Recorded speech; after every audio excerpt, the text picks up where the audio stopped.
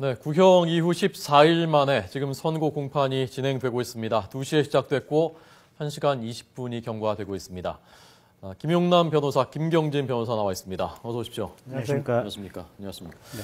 자, 우선 국가보안법 위반 혐의에 대해서 우선 판단이 나왔고요. 이 순서가 어떻게 진행이 되는 거죠? 선고 공판이? 일단은 그 판결 요지를 왜 어떤 이유로 이런 판결에 이르게 됐는지 요지를 좀 설명을 하고 맨 마지막에 주문, 그러니까 결론적으로 피고인 이석기는 징역 몇 년, 다른 피고인들은 징역 몇 년, 그건 맨 마지막에 지금 그 판결문을 읽을 것으로 보입니다. 네. 그러니까 전체적으로 보니까요. 크게 보면 이제 그 쟁점은 어차피 내라는 이제 죄가 성립하느냐 여부인데 내라는 죄 이외에도 사실은 개별 피고인들에 대해서 각각의 국가보안법 위반 혐의가 좀 같이 이제 기소가 돼 있었거든요. 근데 이 두 가지 부분을 통틀어서 지금 변호인 측에서 일관되게 지금 문제 제기를 하는 게 몇 가지가 있었습니다. 왜냐하면 공소장에 이제 상당히 자세한 어떤 내용들이 이제 설치가 돼 있었는데 그 녹취록 내용의 어떤 대부분이 지금 공소장에 설치가 돼 있는데 이게 이제 공소장 일본주의에 위반되는 것이 아니냐.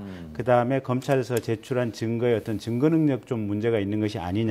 이런 이제 공통된 문제 제기를 몇 가지 것을 했었는데 여기에 대해서 아마 재판부가 우선적으로 설명을 했던 것 같아요. 그래서 이렇게 쭉 얘기를 한 것 자체는 어쨌든 공소장 일본주의에 위배되지 않고 검찰이 그런 내용을 쭉 어떤 상황 설치를 해가면서 설명을 해가면서 공소장을 작성한 것은 합법적이고 타당하다 이런 내용이 있었던 것 같고요. 그다음에 이제 일부 녹취록이라든지 이런 것에 대한 어떤 증거 능력 문제 제기했던 부분에 대해서는 판단할 것은 판단하고 또 기존에 재판하는 과정에서 얘기했던 부분에 대해서는 그걸 다시 좀 얘기하는 부분이 좀 있는 것 같고 이런 상태로 지금 가고 그다음에 이제 본안 실체 판단에 들어가서는 지금 개별 피고인들의 국가보안법 위반 혐의에 대해서 1차적으로 지금 얘기를 쭉 하고 있는 것 같고요. 아마 아까 방송 속보를 보니까 이석기 피고인 같은 경우는 지금 혁명동지가라든지 적기가 같은 경우로 이렇게 재창을 해서 국가보안법 위반 혐의로 기소가 된 부분에 대해서는 또 이제 어떤 이적 표현물이 담겨 있는 CD-롬을 소지하고 있었던 부분에 대해서는 국가보안법상의 어떤 찬양 동조죄가 성립한다라는 판단을 했었던 것 같고 적기가는 아니랍니다. 적기가는 여러 사람이 재창한 거라서 특정이 안 된다고 하고 혁명동지가는 인정이 됐다고 합니다.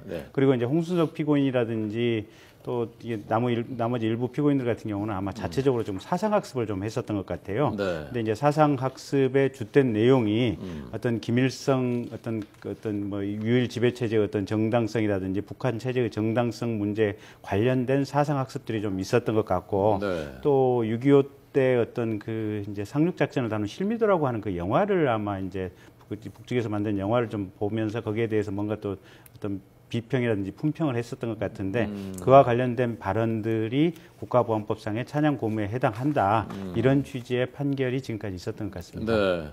자, 이 순서를 보면 국가보안법 지금 판단 나오고 그다음에 내란 음모, 선동. 그 부분에 대해서도 어쨌건 판단을 재판부가 읽으면 유죄인지 무죄인지는 대략 금방 알 수 있겠군요, 이제. 요지를 들어보면 어떤 맥락으로 얘기하는지를 들어보면 주문을 읽지 않더라도 유무죄 판단은 알 수 있을 것으로 보입니다. 그러니까 지금 국가보안법 위반은 인정한다 한 것처럼 내란 음모 선동도 아마 4시 전에 나올 수도 있을 것 같은데. 4시 전에 지금 판결문을 읽는 속도로 봐서는 4시 전에 결론을 알 수 있을 것으로 보입니다. 그러니까 재판부에서 지금 주로 이제 총론적으로 변호인단에서 주장했던 증거 능력의 문제라든지 또 그리고 국가보안법의 위헌성 주장을 했었는데 그것은 위헌적인 법률이 아니다라는 판단을 먼저 했고요. 그거에 의해서 이제 국가보안법이 여전히 유효한 법률로서 효력이 있다는 판단을 하고 각 피고인별로 국가보안법상의 고무찬양죄 그리고 이적 표현물 소지죄에 대해서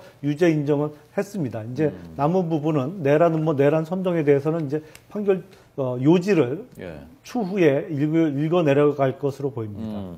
제가 그 판결문 지금 저희 취재 기자들이 현장에서 열심히 받아쳐서 그 전해지는 것들을 저희가 읽고 있는데 이 부분이 전 눈에 띄더라고요. 이 아까 말씀하신 사상학습 모임 그 부분에 대해서 국법법 판단한 부분인데 사상학습이 단순한 학문적 호기심이라든지 이런 게 아니라 국가의 존립 안전에 실질적인 해악을 끼칠 명백한 것이다. 이 부분에 대해서 모두 유죄를 인정한다. 자, 이런 취지라면은 이것이 그 내란 음모 혐의 이 부분에도 비슷하게 준용될 지도 있는 거 아닙니까? 근데 이제 그 부분은 약간 좀 다른 것이 내란 음모라고 하는 것은 이게 이제 어떤 구체적인 특정 지역을 점령을 한다든지 또는 대한민국의 헌법기관을 무력화시킨다든지 이것을 하기 위한 뭔가 구체적인 어떤 의사의 합치 모의라든지 얘기 준비를 하는 것 이게 이제 내란 음모라든지 어떤 선동 이 개념이고 이 부분은 이제 머릿속에 어떤 사상에 대해서 얘기를 하면서 이걸 다른 사람에게 그 사상을 전파시켜서 그래서 이제 북한 공산 집단의 어떤 3대 세습이 정당하다든지 또 김일성 또 김정일 김정은 체제의 각각의 어떤 정당성에서 설파를 해서 다른 사람의 생각을 바꾸려고 뭔가 찬양 공모하는 거 이 부분이기 때문에 약간은 좀 초점이 좀 다른 측면이 있습니다. 네, 변호사님 어떻게 보십니까? 지금까지 드러난 사실관계에 의하면 사실상 이석기 의원을 비롯한 이 사건의 피고인들이 소위 그 주체 사상을 신봉하고 남한에서의 북한식 사회주의 혁명을 완수하기 위해서 노력하고자 했던 것은 사실관계는 인정이 된다고 보입니다. 다만 말씀하신 대로 내란 음모, 내란죄가 사실은 뭐 옛날에도 있던 죄죠. 그러니까 뭐 반역죄, 반란죄 이런 것이 이제 죄명은 내란죄가 됩니다만 옛날에 내란죄는 것은 정말 수만 명, 수십만 명이 모여서 어떤 반란을 일으키는 것이 고전적인 의미에서의 내란죄였는데 현대에 있어서는 그렇게 여러 사람이 필요 없지 않습니까? 사실은 뭐 소수의 정예화된 멤버로도 큰 그 국가적인 혼란이라든지 뭐 법률적으로 표현하면 국헌을 물랑케 할 수 있기 때문에 그런 거에 있어서 법원의 판단이 잠시 후에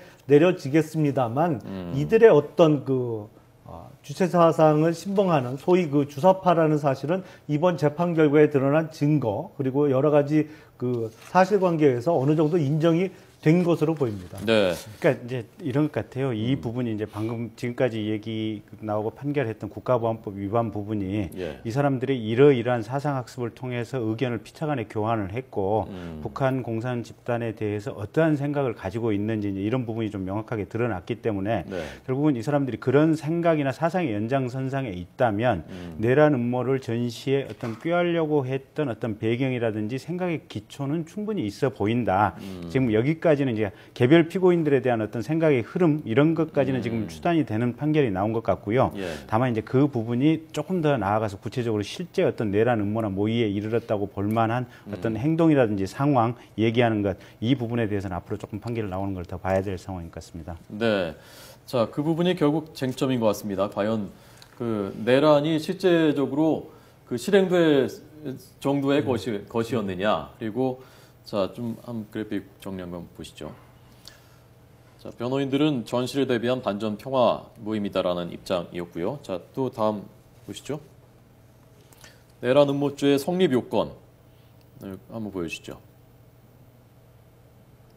국토 참절 또는 국헌 문란 목적, 폭동을 벌일 목적. 자, 이 부분이 결국 이제 쟁점인 것 아니겠습니까? 근데 지금 국보법에 대한 판단, 재판부의 판단만 봐서는 아직 이 부분에 대해서는 어떻게 판단할지 알 수는 없는 알수 없다. 지금 예단하기 어렵다. 예단할 수가 없고 또 이제 워낙 이게 전례가 없었던 사건이기 때문에 사실은 대한민국 사법사상 첫 사건이나 마찬가지거든요. 그래서 도대체 이 내란 음모, 그러니까 내란 사건도 아닌 내란 음모 사건에 대한 구속 요건의 범위를 어디까지 해석을 할 것인지. 그래서 결국은 지금 아까도 나왔다시피 이제 어떤 조직적 체계적인 준비를 하는 것 또는 조직적 체계적인 모의를 하는 건데 어디까지가 과연 조직적 체계적인 모의냐. 그러면 지금 아까 그 변호인들은 이게 지금 뭐 당 정세 강연회였다. 그렇기 때문에 뭐 애없고 온 사람들도 있었고 사람들이 편한 마음으로 와서 뭐 있었지 않느냐. 그리고 모의를 하는 자리에 뭐 이렇게 어떤 그 운동권 가요 노래 부르고 그게 스피커를 통해서 들려 나오고 이런 상황들이 과연 그게 얼마나 이 조직적 어떤 이렇게 음모를 준비할 수 있는 이런 상황이 있겠느냐. 그건 아니다라는 지금 입장에서 얘기를 하는 것이고 반면에 이제 검찰 쪽에서는 어쨌든 이 사람들이 국가보안법 위반 이 지금 유죄 판결 난 부분을 보면 평소에 이러이러한 생각을 가지고 있었고 이 사람들이 확고한 의식 하에서 이게 지금 자신들이 판단하는 전쟁이 일어나기 직전의 상황에서 이렇게 모였고 그중에 지금 일부 피고인들이 현장에서 말한 얘기를 보면 우리 사회의 어떤 폭동이라든지 어떤 주요 기관시설 파괴라든지 뭐 이런 내용이 있기 때문에 굉장히 지금 위험한 측면이 있다. 그래서 지금 이게 내란 음모죄가 성립한다. 뭐 이렇게 보는 것 같고요. 네. 특히 이제 그 자리에 모여 있는 사람들도 얼마만큼 지금 조직적 체계성이 있느냐. 그래서 사실은 곤지암에 모였다가 며칠 있다가 지금 그 합정동에서 다시 모였지 않습니까? 예, 예. 검찰 얘기는 그렇게 이석기가 불시에 부르고 이러면 이렇게 자주 모일 정도면 조직적 체계성이 있는 것이다라고 얘기를 하는 것이고, 네. 반면에 지금 이 피고인들 입장에서는 사람들 편안한 마음으로 오고, 이게 만난 장소도 보면 롯데리아라든지 뭐 동네 라면집이라든지 이런 데서 만나서 얘기를 하고 뭐 이런 것이 과연 얼마만큼 모의가 되겠느냐, 네. 얼마만큼 조직성 체계성이 있겠느냐 이런 얘기들이 오고 가기 때문에 네. 법원이 참 고심을 많이 했을 것 같습니다. 예. 자, 우선 국보법 위반에 대해서는 인정이 됐는데 이것은 형량이 어느 정도 됩니까? 그 법정에는 이제 7년 이하의 징역에 처하도록 되어 있습니다. 그러니까 지금 뭐 선고 형량은 그건 이제 법정형이고요. 그러니까 예, 예. 7년 이하니까 사실은 이석기 의원 같은 경우에 국가보안법의 찬양고무죄하고 이적표현물 소지죄가 어떻게 보면 경합범이죠. 그러니까 예. 법률적으로는 국가보안법 위반 부분에 있어서 10년 6개월까지가 선고가 가능한 범입니다만 실제 선고 형량은 어떻게 나올지는 두고 봐야 되겠습니다. 어차피 그 내란 음모, 내란 선동이 유죄로 인정된다면 다 경합범으로 같이 해서 형량을 정하기 때문에 뭐 네. 법정형은 그다지 그렇게 중요한 요소는 아닐 것으로 보입니다. 네. 그러니까 내란 음모죄가 만약에 지금 무죄가 나온다. 그리고 국가보안법만 인정이 된다 이러면 그렇게 형량이 과거 판결에 비춰봤을 때 그렇게 높지는 않을 것 같습니다. 그래서 뭐 심지어는 집행유예나 아니면 뭐 많아봐야 실형 1년 6월 범위 내에서 형이 선고되지 않을까 싶고요. 예. 결국 이제 내란 음모죄가 유죄가 날 경우에는 뭐 5년 이상, 10년 이상 뭐 이렇게 중형이 예상되는 상황이기 때문에 네. 이 국가보안법 위반 자체를 보면 그렇게 큰 사건은 아니다. 그렇게 볼 수 있습니다. 근데 저는 저는 좀 의견을 달리하는 것이 이 사건에 있어서 내란 음모, 내란 선동이 유죄가 날 것이냐 아니면 무죄 선고가 될 것이냐가 가장 관심의 대상인 것은 맞습니다. 왜냐하면 내란 음모라는 것이 사실상 제대로 된 재판을 하는 것은 거의 처음이거든요. 예. 사실 뭐 33년 전에 김대중 전 대통령의 내란 음모 사건은 당시 군사법원 계엄하에 실시되었던 재판이었기 때문에 제대로 된 재판을 한 것은 이번이 처음이기 때문에 관심의 대상인 것은 맞는데 국가보안법 위반 이 부분이 그러면 사소한 죄냐 이거는 뭐 유죄가 인정돼도 별거가 아닌 것이냐 그건 전혀 아니거든요. 현역 국회의원이 국가보안법에 찬양고무죄의 그 구성 요건을 보면 국가의 존립이나 안전을 위태롭게 하거나 아니면 자유민주적 기본 질서를 위태롭게 한다는 점을 알면서도 반국가 단체 그러니까 북한이죠. 북한의 활동을 고무 찬양한 죄 이게 이제 그 구성 요건 아니겠습니까? 네. 그거 자체로도 사실은 대단히 중요한 범죄고 더군다나 현역 국회의원이면 일반인이 접근할 수 없는 많은 그 기밀을 습득할 수 있기 때문에 그거 자체로도 어떻게 보면 큰 그 중요 범죄인데 지금 내란 음모에 너무 관심이 집중되다 보니까 조금 그렇습니다만 국가보안법 위반 부분에 지금 인정된 사실관계만 보더라도 이적 표현물 소지하고 찬양고무죄만 봐도 법원에서 충분히 그 부분에 대해서 잠깐 좀 설명을 드리면요. 그 혁명동지가 부른 부분이 그 반국가단체 찬양이지 않습니까? 뭐 가사가 진격하라 전사들의 붉은 발자국 잊지 못하는 뭐 김일성의 항일무쟁 투장 선전했다 이렇게 재판부가 판단했고요. 몰아치는 미제에 맞서 변치 말자 맹세했다. 뭐 이런 부분들에 대해서 재판부가 반국가단체 찬양이라고 인정을 했고요. 이석기 이적 표현물에 대해서는 북한 혁명 영화 9개를 비롯해서 북한 원전이 저장된 USB 143건 문서 파일이 저장된 CD 이제 암호가 걸려 있었다는 거 아닙니까? 이거 풀어봤더니 이런 것들을 갖고 있었다는 사실이 확인됐고 이것을 인정해서 이적 표현물 소지 혐의에 대해서도 인정을 했고요. 자, 지금 공판 진행 상황을 보니까요. 내란 음모 선동에 대해서 그 재판부가 얘기를 하기 시작했습니다. 상당 부분 것으로 보입니다. 네, 진행이 지금 됐고요. 이걸 아직 좀 예단하기는 어려운데 전반적인 이제 그 판단을 지금 얘기를 하고 있는데 네. 제가 지금 대략 이렇게 두 분 말씀드리면서 읽어보고 있는데 약간 어떤 방향인지 저는 대략 이제 판단이 되는데 아직 쉽게 얘기하기는 좀 네. 이제 조심스러운 부분이어서 예. 아마 몇 분 안에 나오지 않을까 이 문제에 대한 인정하는 부분이 싶습니다. 잘 저희가 나오는 대로 바로 전해드리겠습니다. 자, 저한테 뭐 데스크에서 하실 말씀 있습니까? 네. 자, 지휘 체계와 조직이 존재한 사실이 인정된다 이런 그 얘기도 했다고 합니다. 자, 지휘 체계 조직이 인정된다라는 거 했다면은 한글에 상당히 유죄 인정 가능성이 상당히 높은 것 같네요. 아, 그렇게 볼 수 있습니다. 지금 논조로 봐서는 내란은 뭐 내란 선동도 유죄 취지로 판단한 것으로 예측은 됩니다. 예, 아직 그 모르니까요. 이게 우리나라 말이 쭉 얘기하다가 마지막에 또 결론이 바뀔 수도 있고 하니까요. 자, 조금 더 지켜보도록 하겠습니다. 자, 변호사님은 전반적으로 이번 사건 지금 예측하기가 힘듭니다만 전반적인 방향은 어떻게 예측하십니까?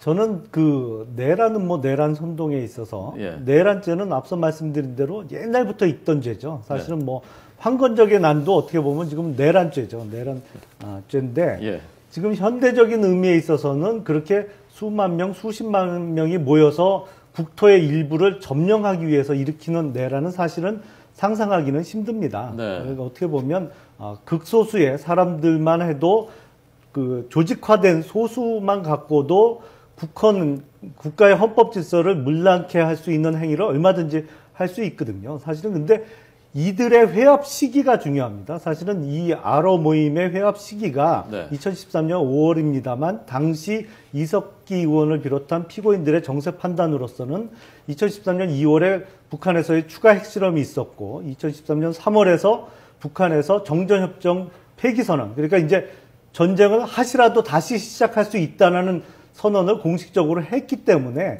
남북 간의 교전이 임박했다라는 정세 인식 하에 이런 모임을 하면서 그 안에서 해화동 전화국이라든지 아니면 평택의 유류저장소 파괴를 논의했기 때문에 얼마든지 남북 간의 교전을 염두에 두고 이런 논의를 했다면 내란 음모 내지는 내란 선동으로 이어질 수 있다라는 판단을 검찰이 한 것으로 보이고 뭐 저도 그전부터 그 의견에 뜻을 같이 했습니다. 자, 이렇게 하시죠. 제가 지금 재판부가 얘기하고 있는 내용을 좀 읽어드릴 테니까요. 두 분께서 어떻게 판단하시는지 좀 해석을 해주시기 바랍니다.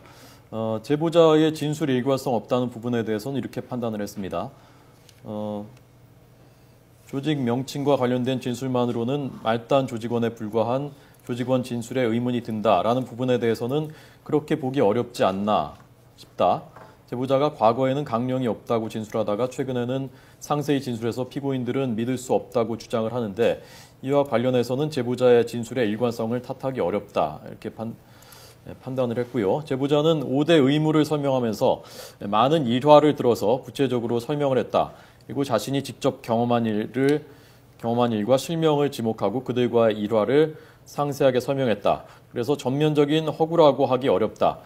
허구의 집단을 가공하기에는 너무나 구체적이고 지나치게 많은 인물이 나온다. 자, 이런 판단이 있었고요. 자.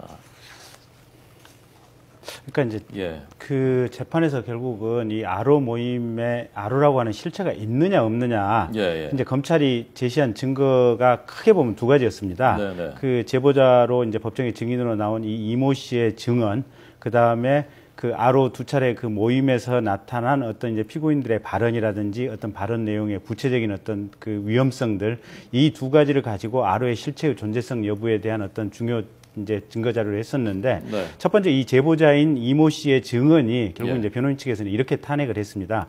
구체적으로 아로에 가입했다고 하는 시기라든지 또 어떤 장소 부분에 있어서 뭔가 좀 안 맞다. 그 했던 민박집이라고 하는데 현재 가보니까 실질적으로 그런 민박집이 없었다.